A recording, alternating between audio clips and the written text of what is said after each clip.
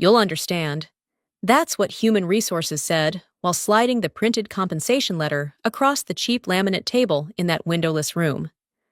One line on that paper told me everything I needed to know about how the company really worked. Principal Infrastructure Architect, 15 years of experience. Compensation aligned with 2026 Internal Equity Guidelines. Internal equity, apparently, meant I was being paid significantly less than a junior analyst I had personally trained. Same department, fewer responsibilities, no production ownership, no incident history.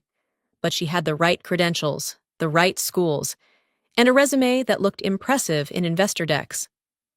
Accept it or leave, the HR partner repeated, eyes fixed on the checklist in front of her instead of on me.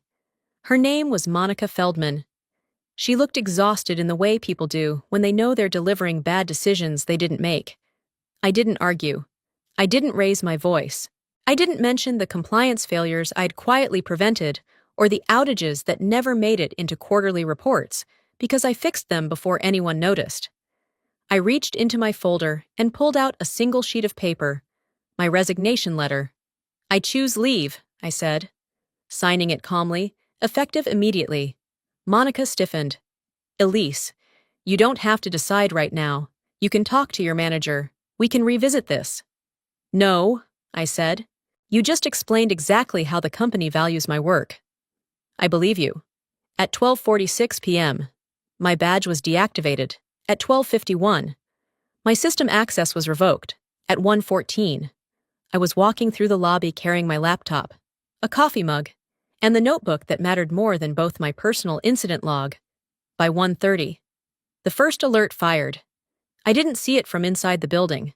I saw it the same way customers did through the public status page: elevated error rates, payment delays, engineers investigating. Normally, this is where I would have stepped in. But I wasn't on call anymore. By 2:30, executives were asking who owned the failing pipeline. By 3 p.m., my name was everywhere. But I'm getting ahead of myself. Before I explain how quietly walking away turned me into the most expensive absence in the company's history, if you enjoy stories where people who actually understand systems stop protecting those who don't, subscribe. You won't want to miss what happened before midnight. My name is Elise Parker. I'm 46 years old. I've spent most of my adult life making sure complex systems didn't fail at the worst possible moment. I didn't come up through prestige programs or leadership tracks. No Ivy League crest on my resume. My degree came from a state university most recruiters skim past unless they're actually reading. Before that, I spent 4 years working operational infrastructure for a defense contractor long nights. No margin for error. Systems that didn't care how tired you were or how well your manager liked you. Either the system stayed up or everything downstream failed. That mindset never left me.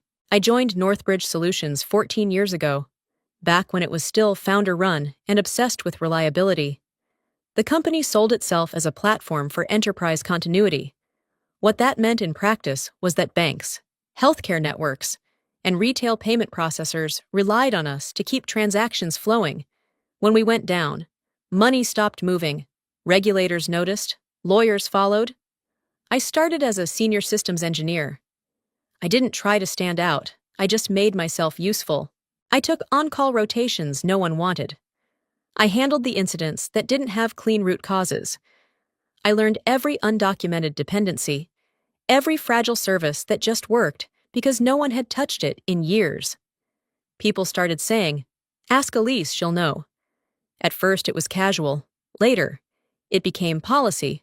I still remember the first major incident. I led a regional processing failure that hit 3 financial institutions on a Saturday night. Error rates climbing, latency spiking, millions at risk per hour. I found the issue in under 40 minutes, a silent retry loop tied to a legacy validation service no one remembered owning. I stabilized it before customers noticed. The founder sent me a one-line message. Good catch. That was the job. Fix the problem so no one had to explain it. Over the years, my title changed just enough to avoid triggering compensation rebanding. Senior engineer, lead architect, principal architect. The work, however, stayed the same. I built the incident response playbooks, designed the monitoring dashboards, wrote the runbooks junior engineers used when things broke at 3 in the morning.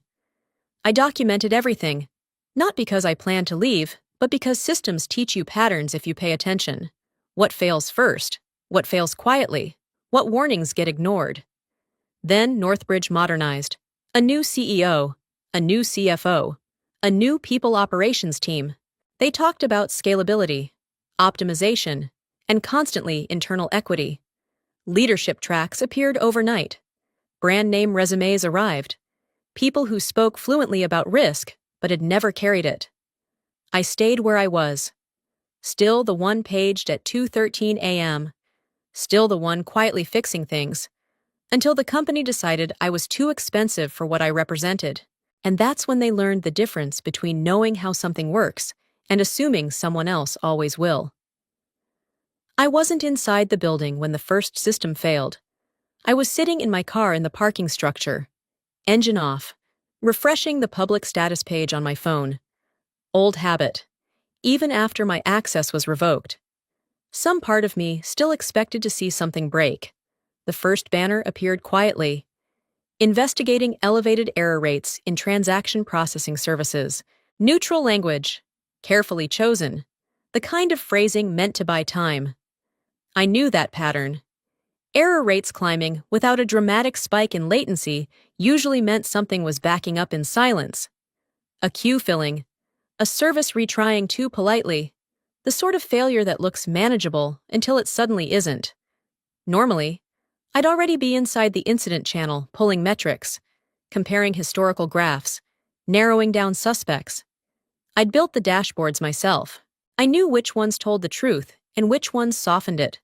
But my Slack account was gone. The banner updated, identified issue in the payment orchestration layer.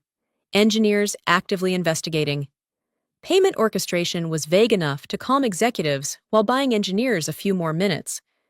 It also happened to include a legacy idempotency service I had flagged repeatedly as fragile. Each time, the response had been the same. Next quarter, the banner shifted again. Degraded performance. Some customers may be unable to complete transactions. That was when real money started slipping through cracks no one could patch quickly. Failed checkouts, hung authorizations, partial settlements, the kind of problems that don't stay internal for long. My phone buzzed. A message from Mark Ellison, one of the senior engineers still inside. You seeing this? I didn't respond. Another message followed. Leadership's asking who owns the pipeline. Your name came up. Of course it did. Ownership at Northbridge was never formal. No one wanted their name attached to risk, until risk demanded a name. The status page turned red. Major outage. Transaction processing unavailable for a significant number of customers. Significant was legal's word. The threshold where notifications went out and explanations started getting rehearsed. I flipped the phone face down. Movement caught my eye. Someone running across the lot. Arms waving, shoes skidding slightly on concrete. I recognized her immediately. Natalie Cho, the CEO's executive assistant. Always calm, always controlled, not running. She reached my car. Breathless. Elise, please, she said. They need you upstairs.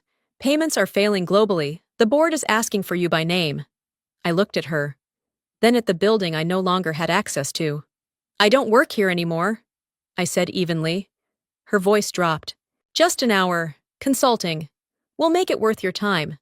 I shook my head. This isn't about money, I said. This is what happens when warnings are treated as optional. I put the car in reverse, behind me. The status page refreshed, still red. I wasn't in the room, but I know exactly how it unfolded. Northbridge's executive conference room had glass walls and expensive chairs designed to project transparency while keeping real conversations contained.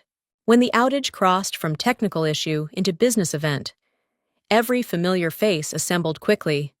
The CEO, Richard Halverson, opened with practiced calm. He always did. Calm, to him, was a signal of authority. We have a production incident affecting transaction processing, he said. I need clarity. What failed? And why wasn't it anticipated? The head of engineering spoke next. Calvin Moore, a recent hire with a polished resume and an impressive vocabulary.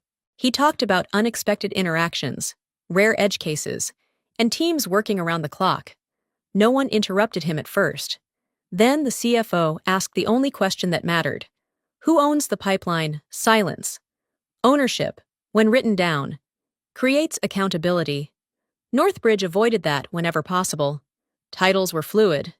Responsibility was shared. But outages don't respect organizational ambiguity. Eventually, someone said my name. Elise Parker built most of the orchestration layer. Calvin admitted. She documented it. She flagged some risks. The CEO frowned. Flagged how in design reviews, incident retrospectives, risk summaries. And where is she now? Another pause.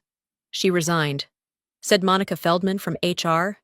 Her voice was quiet, effective immediately. The CEO's tone sharpened. Resigned today. Monica nodded. After the compensation review. The CFO leaned forward. What adjustment did we offer her? 2%. The room shifted. Chairs creaked. Someone exhaled sharply. 2%, the CFO repeated. To the person who owns our most critical system. Calvin tried to recover. We have other engineers familiar with the system. Familiar, the CFO said, is not the same as accountable. Legal finally spoke. Do we have current runbooks? Partial. Calvin answered. Some dependencies were undocumented. Undocumented wasn't accurate. They were documented in my notes, my logs, my warnings. They just weren't prioritized. The CEO rubbed his temples. Can we bring her back? Short-term consulting? I already tried, said Natalie Cho. She declined, said any engagement would have to go through her new employer. The room went still. Her new employer. How long has she had another offer? The CEO asked. No one answered, because no one had thought to ask. The CFO closed his laptop. We're losing revenue with every failed transaction. Customers are escalating. Regulators won't be far behind. Calvin swallowed. We can attempt a restart sequence. Attempt legal echoed. It's complex, he said. Order matters. The CEO finally asked the question no one wanted to answer. Does anyone here know the correct order? No one spoke. Outside that glass room. Engineers were working furiously. Inside it, the cost of a single decision was becoming impossible to ignore. And the company was about to learn something it should have learned years ago. Systems don't fail randomly. They fail exactly where they were warned they would. From the outside, it looked like progress. The status page shifted from red to orange. Language softened. Phrases like partial recovery and mitigation in progress appeared, carefully chosen to reassure customers without promising stability. Inside, the system was unraveling. I know this because Mark kept texting short messages. Clipped. The way engineers communicate when they're running out of options. They restarted the orchestration service. Cache is behaving weird. We're seeing duplicate authorizations. That was predictable. The dependency layer was never meant to be restarted casually. It relied on state carried across multiple services that assumed order assumptions that only held if you followed a specific sequence. I'd written that down more than once. Not in bold, not in slides, in plain language. Buried in runbooks no one had time to read. A restart without context doesn't reset a system, it scrambles it. Customers started reporting charges that didn't reconcile. Payments that looked successful on one side and vanished on the other. Inventory systems lagged behind reality. Support queues filled with contradictions no script could resolve. Leadership saw graphs improving and assumed the danger had passed. It hadn't. The engineers did what they could. They throttled traffic, disabled retries, rolled back changes they didn't fully understand. Each step reduced one symptom while amplifying another.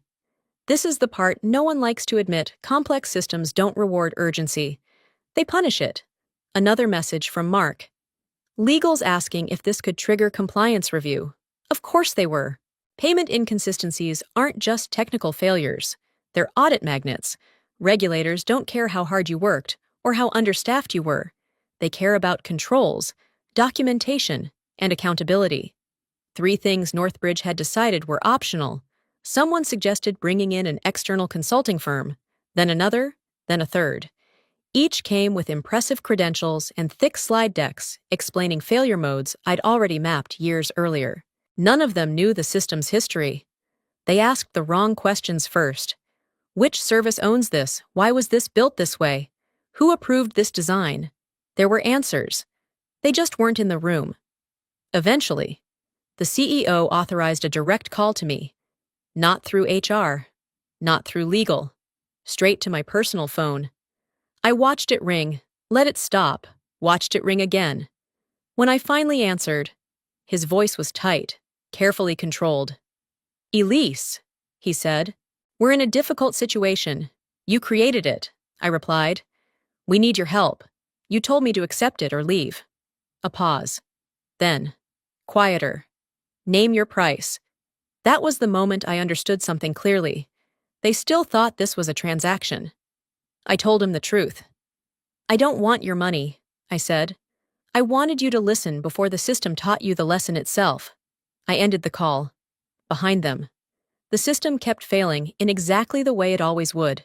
The tone changed once money entered the conversation. Up until that point, the outage had been framed as a technical problem, something engineers could fix with enough time and caffeine. That illusion didn't survive the first wave of customer calls that reached the executive floor. Major clients weren't asking when things would be stable. They were asking whether transactions could be trusted at all, whether data had been corrupted, whether regulators had been notified. Those questions don't come from panic. They come from legal departments.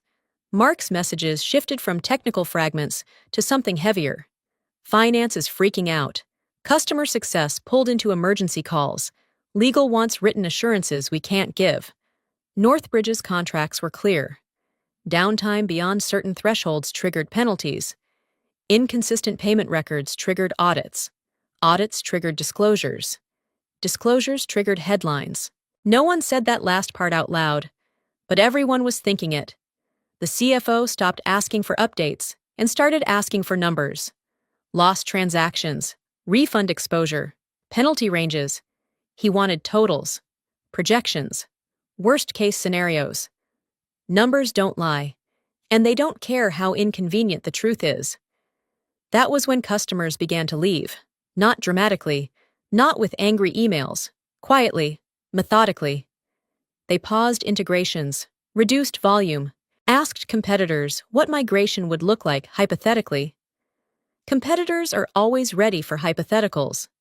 Legal drafted statements that said a lot without committing to anything. Engineering kept pushing patches that stabilized one subsystem while destabilizing another. Support agents followed scripts that hadn't been updated because no one knew what the truth was yet. This is the part where organizations fracture. People stop sharing information unless they're certain it won't be used against them. Decisions slow down. Every action requires approval. Every approval requires someone else to take responsibility. Responsibility is a scarce resource in moments like that. The CEO called again. This time, his voice wasn't controlled. "Elise, this is bigger than compensation. This affects hundreds of employees." "So did my work," I said. For years. Silence. "We can revisit the equity decision," he said finally, retroactively. It was too late for that. Equity adjustments don't repair broken systems. They don't rewind decisions or restore trust. They don't put knowledge back where it was dismissed. "You're trying to fix the wrong problem," I told him. "This isn't about me anymore." After the call, I sat with that realization longer than I expected. I hadn't triggered anything. I hadn't sabotaged a line of code or withheld documentation. I had simply stopped absorbing risk for people who treated it as invisible. The system didn't fail because I left. It failed because it was built on the assumption that I never would. And now, for the first time, the company was seeing the true cost of that assumption itemized, documented, and escalating by the hour. The first customer didn't leave loudly. There was no angry press release, No dramatic post on social media. Just a carefully worded email sent to Northbridge's executive inbox. Legal copied. Subject line neutral to the point of cruelty. Notice of intent to suspend processing activities. It came from Havenport Financial, one of Northbridge's largest enterprise clients, a conservative institution, risk-averse, the kind of customer that didn't threaten unless they were already halfway out the door. Mark forwarded it to me with a single line. "This is bad." The message was polite, almost apologetic, due to unresolved inconsistencies in transaction reconciliation and concerns over operational controls. Havensport would be temporarily routing all new transaction volume through an alternate provider while conducting an internal review. Temporary was doing a lot of work there. Routing volume away wasn't a pause. It was muscle memory being retrained. Once customers learned their business could survive without you, they rarely forgot. Inside Northbridge, the reaction was immediate and chaotic. Sales wanted assurances they couldn't give. Customer success wanted scripts rewritten hourly. Legal wanted everyone to stop writing anything down. Engineering wanted clarity that no one was authorized to provide. Executives wanted to know one thing. Who else was thinking about leaving? The answer was uncomfortable. Everyone.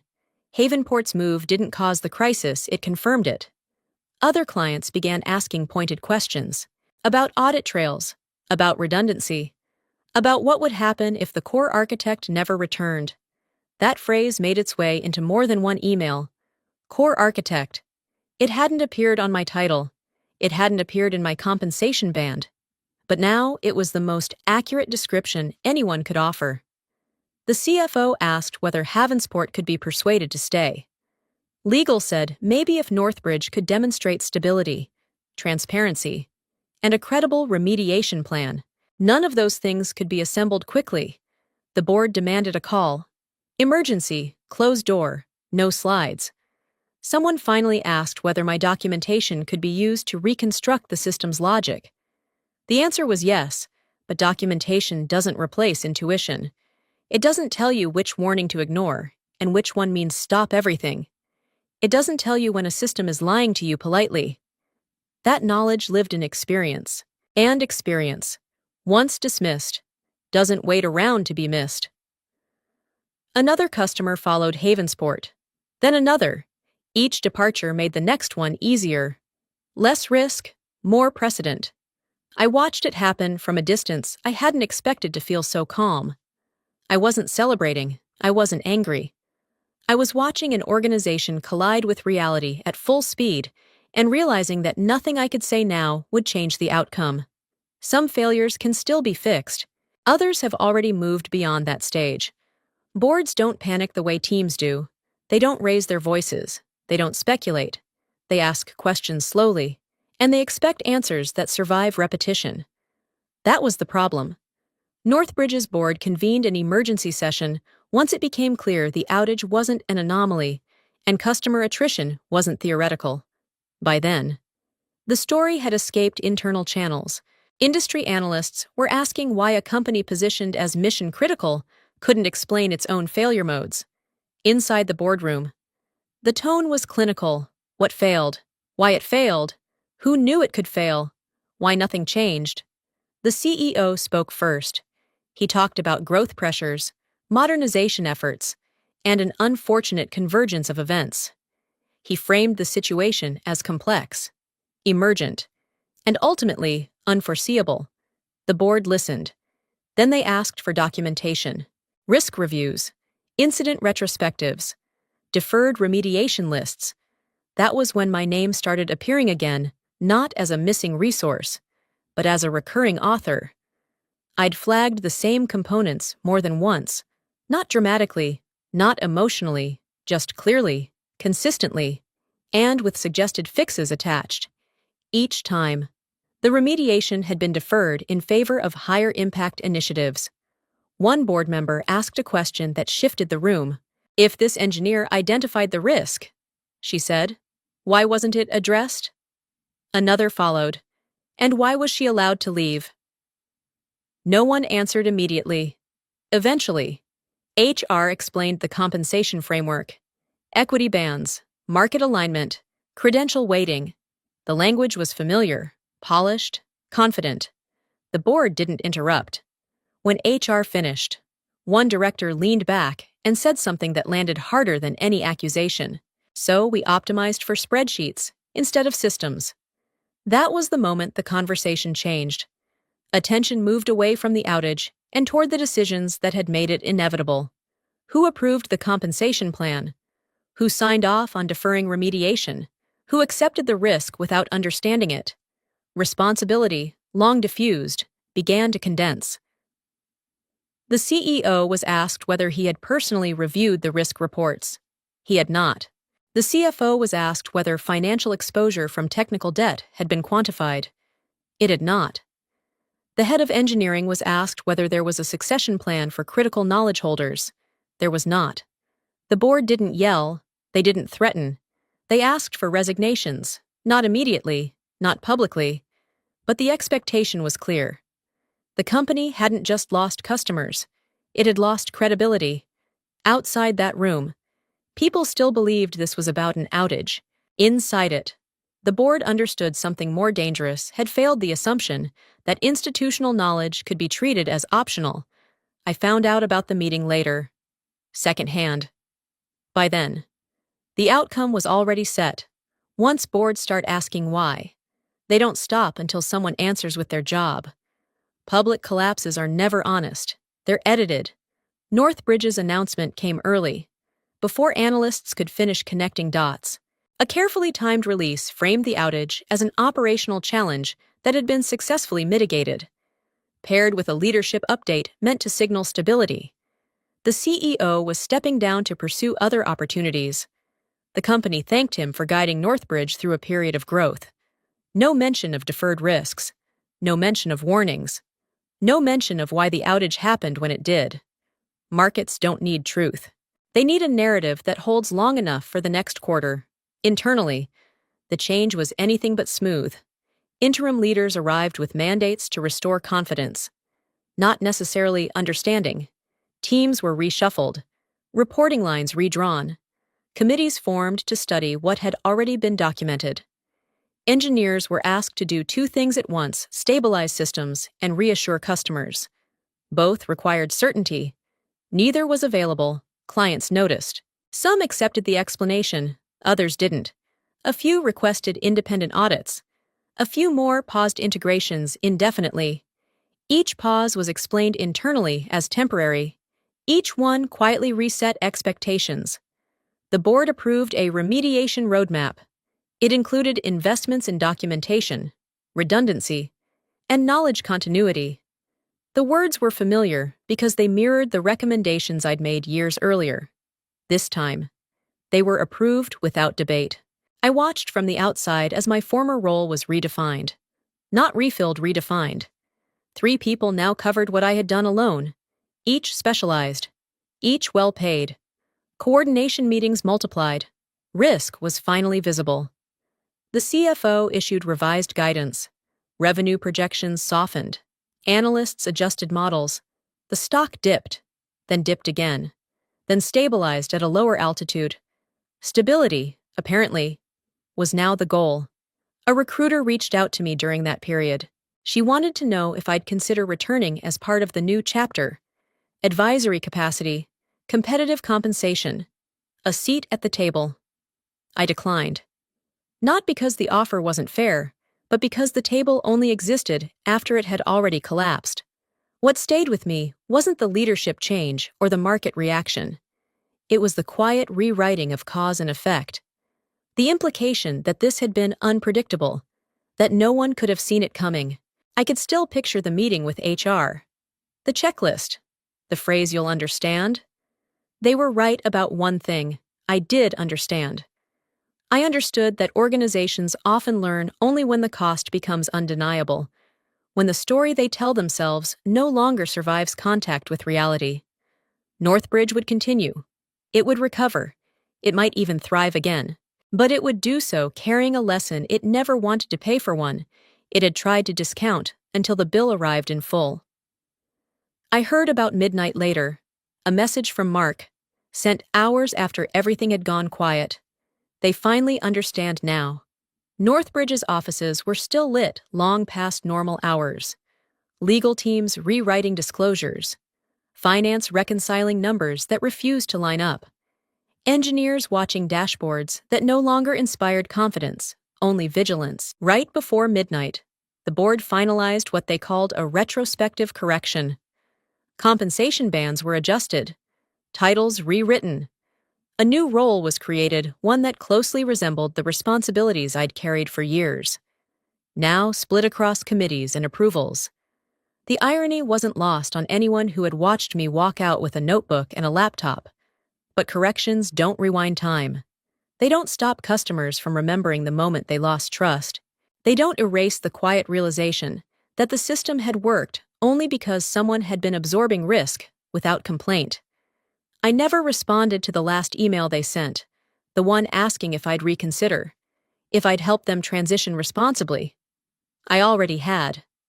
Transition, I'd learned, isn't something you negotiate after the fact.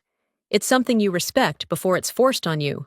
A few weeks later, I started my new role.